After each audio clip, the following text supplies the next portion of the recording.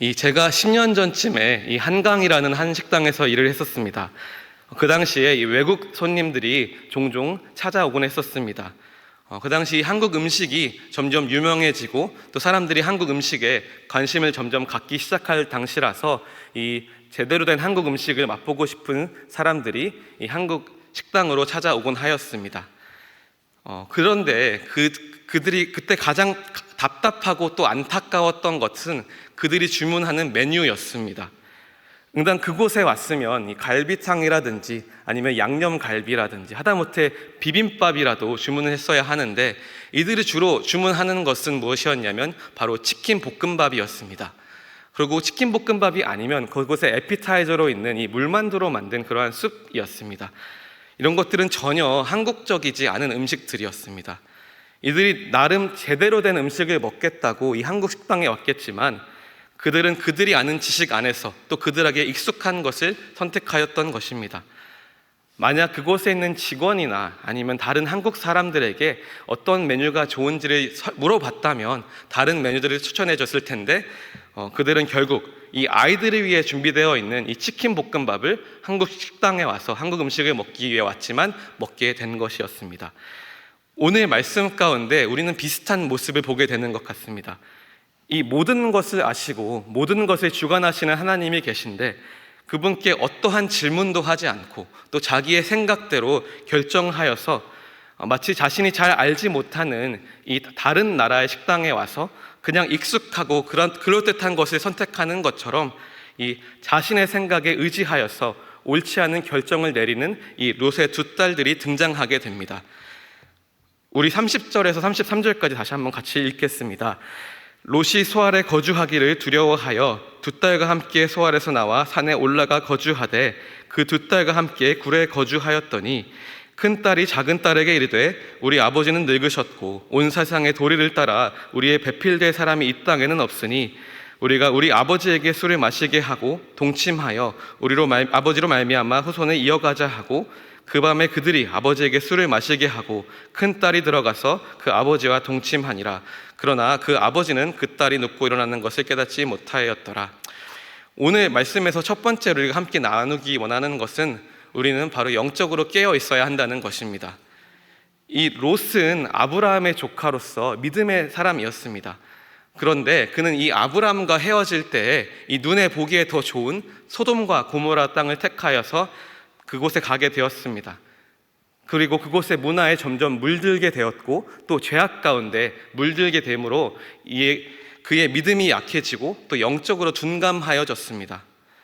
그래서 하나님께서 이 소돔과 고모라를 떠나서 산으로 가라고 말씀하셨을 때도 두려워하여서 이 소알로 갈 수 있게 해달라고 하였습니다. 그래서 하나님은 그가 소알로 갈 수 있게 해주셨습니다. 그런데 이제는 그 소알이 무섭다고 또 동굴로 들어오게 된 것이었습니다.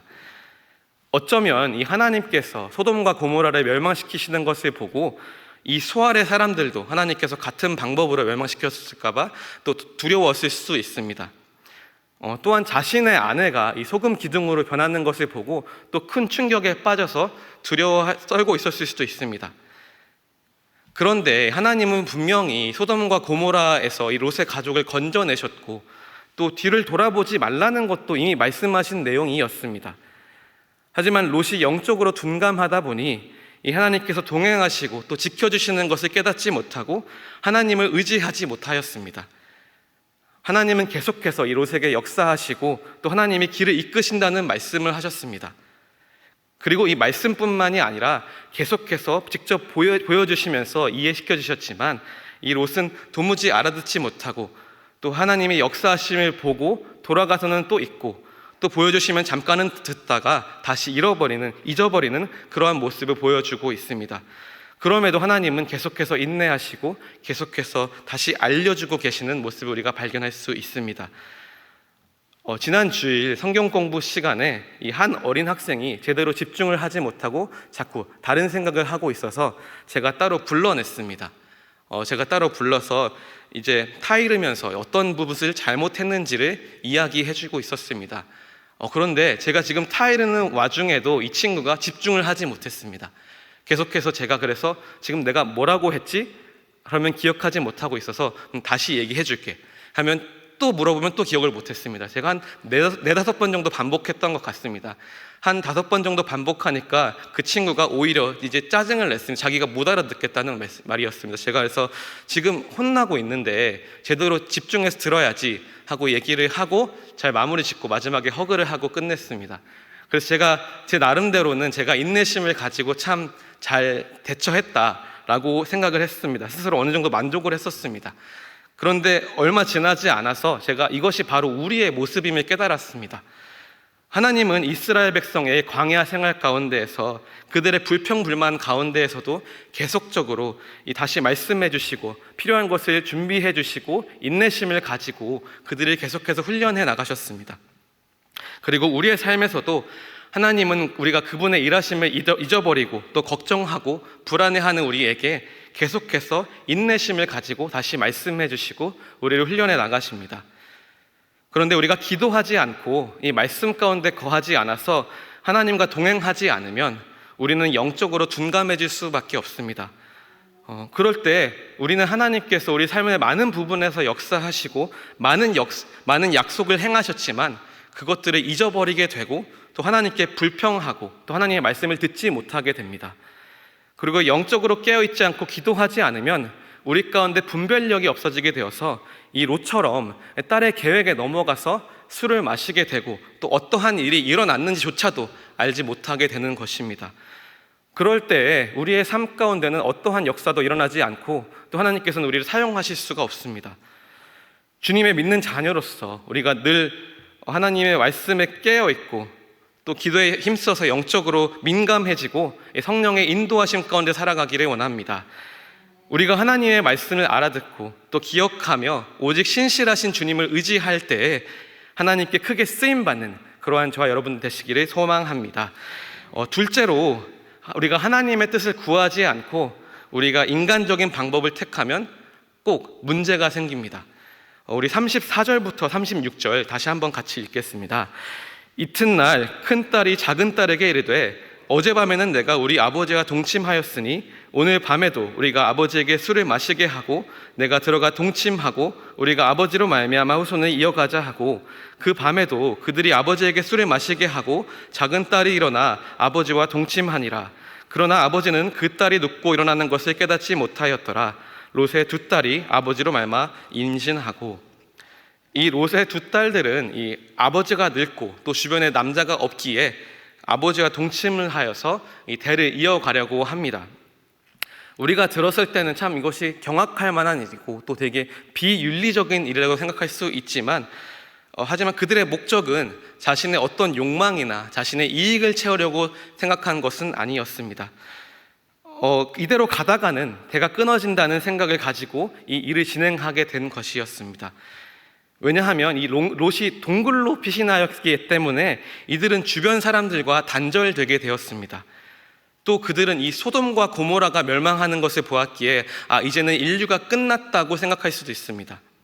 이 늙은 아버지를 보면서 이 절박함을 느끼고 또 긴박한 상황이라고 생각했을 수 있습니다.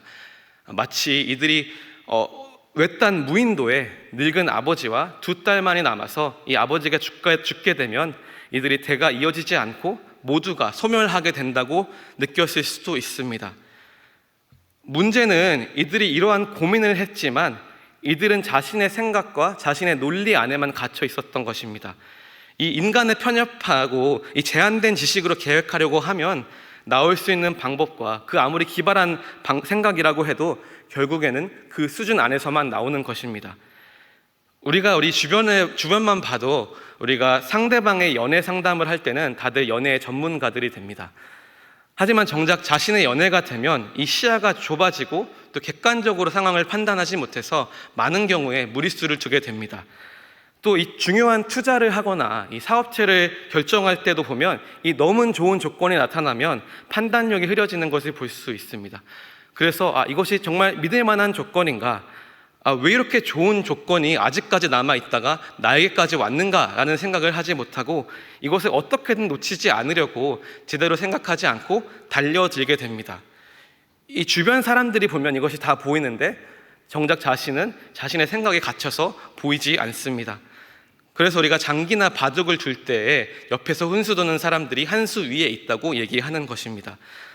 하물며 우리 사람도 그런데 이 모든 것을 창조하시고 이 모든 것을 계획하신 하나님께는 이 모든 것이 정말 다 보일 텐데 우리는 너무 많은 순간에 이 제한적인 우리의 생각으로 끙끙 앓다가 어렵게 생각하고 결정을 하게 됩니다. 그런데 그 결과가 좋으냐? 결코 그것도 아닙니다. 하나님이 보실 때는 너무 어리석고 또 좋지 못한 결과를 가져오게 되는 것입니다. 한국에서 아버지가 목회를 하실 때 저희 어머니가 성가대 지휘를 하셨습니다. 당시에 제가 아마 초등학교 저학년쯤 됐던 것으로 기억하는데 저희 사택이 교회 3층에 있었습니다. 그래서 이 손님들이 오시게 되면 부모님은 손님들과 서재에서 이야기를 나누셨고 저는 손님의 자녀들과 함께 교회 건물에서 놀았던 기억이 있습니다. 그중에 제가 좋아했던 놀이 중에 하나가 이 본당 안에 들어와서 이 본당에 지금처럼 장의자들이 있었는데 그 장의자를 뛰어넘어 다니며 노는 것이었습니다. 성가대 석에도 마찬가지로 그 당시에 장의자가 있었습니다. 근데 마침 그 당시에 이 산지 얼마 되지 않은 크리스탈로 된 보면대가 있었습니다. 제가 그 주변에서 놀다가 그 크리스탈 보면대를 건드려서 넘어지게 되었고 그것이 여러 조각이 나게 되었습니다. 어린 나이였지만 이것이 새 것이었고 또 값이 나간다는 것을 알고 있었기에 걸리면 이것은 큰일 나는 것이다 라는 생각을 했습니다. 그래서 그 당시에 바로 부모님을 부르지 않고 제가 이것을 나름 제가 고쳐보려고 이 문방구에 가서 이 본드를 구입해 왔습니다. 제 기억에는 이게 이렇게 물 같은 제형이 아니라 두껍게 발리는 그러한 젤 타입의 본드였습니다. 이게 제가 노력해서 고쳐보려고 했는데 결과는 참담했습니다.